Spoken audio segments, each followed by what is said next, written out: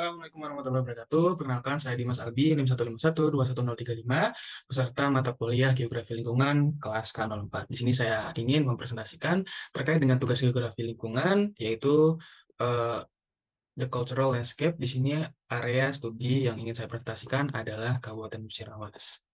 Kabupaten Musirawas. Kabupaten ini terletak di Provinsi Sumatera Selatan. Kabupaten ini berbatasan langsung dengan Provinsi Jambi dan juga Bengkulu. Nah, Kabupaten Musirawas sendiri memiliki 14 kecamatan, 13 kelurahan, dan 186 desa. Adapun untuk kondisi geografisnya, Kabupaten Musirawas ini cenderung memiliki ketinggian daerah yang tergolong dalam dataran rendah, dengan dikelilingi di bagian baratnya adalah Bukit Barisan. Nah, Kabupaten Musirawas sendiri memiliki suku asli, yaitu suku Musi dan suku Rawas, dan ada juga beberapa suku pendatang seperti suku Jawa, suku Sunda, bahkan suku Bali, yang dominan datangnya itu ketika pada saat zaman program transmigrasi. Bentuk penampakan alam dan juga budaya yang ada di Kabupaten Musirawas. Di Kabupaten Musirawas memiliki dua danau besar. Di sini ada Danau Aur, satu lagi ada Danau Gegas. Lalu ini salah satu contoh pemandangan yang menghadap langsung ke Bukit Barisan yang melintasi Kabupaten Musirawas itu sendiri. Lalu di sini juga ada pariwisata yang ada di area bukit tersebut dimanfaatkan oleh masyarakat sebagai tempat wisata. Lalu di sini ada budaya tarian khas dari Musirawas itu sendiri. Nah, untuk budaya yang berbentuk fisik yang ada di Kabupaten Musirawas sendiri, yang pertama itu ada di sini ada rumah peninggalan Pangeran Ros. Ini terletak di Jalan Pangeran Ros, Kelurahan Muara Lakitan, Kecamatan Muara Lakitan, Kabupaten Musirawas, Sumatera Selatan. Nah, rumah ini tuh dibangun pada tahun 1932 oleh Pangeran Ros. Nah, Pangeran Ros ini seorang pesirah pada masa pemerintahan Hindia Belanda. Rumah peninggalan Pangeran Ros ini berbentuk sebuah kompleks bangunan yang di dalamnya terdapat ada beberapa bangunan. Selain ada bangunan induk yang sebagai tempat tinggal, terdapat juga bangunan pavilion yang berfungsi sebagai kantor dan juga rumah tahanan sementara.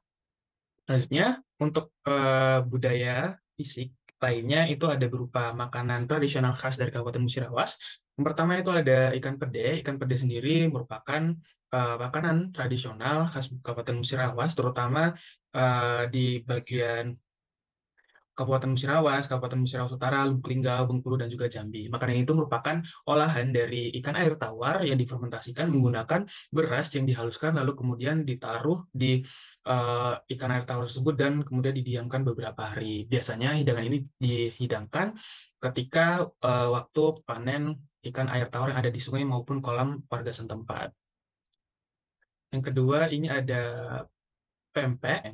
Lalu yang ketiga, ini ada tempoyak, olahan fermentasi menggunakan buah durian, di mana latar belakang dari adanya olahan tempoyak ini karena pada zaman dahulu di Kabupaten Musirawas sendiri itu durian sangat berlimpah ruah sehingga masyarakat itu memanfaatkannya dengan mengolah menjadi olahan tempoyak. Di sini biasanya tempoyak akan disajikan dengan ikan air tawar ataupun daging gitu sehingga diolah menjadi seperti olahan makanan berkuah seperti ini. Lalu yang keempat ini ada model, ini merupakan makanan khas juga dari Sumatera Selatan, tak terkecuali di Kabupaten Musirawas.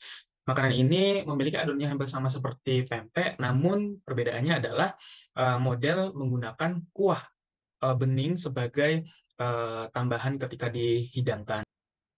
Selanjutnya adalah kebudayaan yang tidak berbentuk fisik. Di sini ada bahasa Musi atau bahasa Rawas juga sering kami sebut di daerah kami adalah ragam bahasa Austronesia dari cabang Melayu yang dituturkan oleh orang suku Musi yang mayoritas mendiami daerah sekitar aliran Sungai Musi.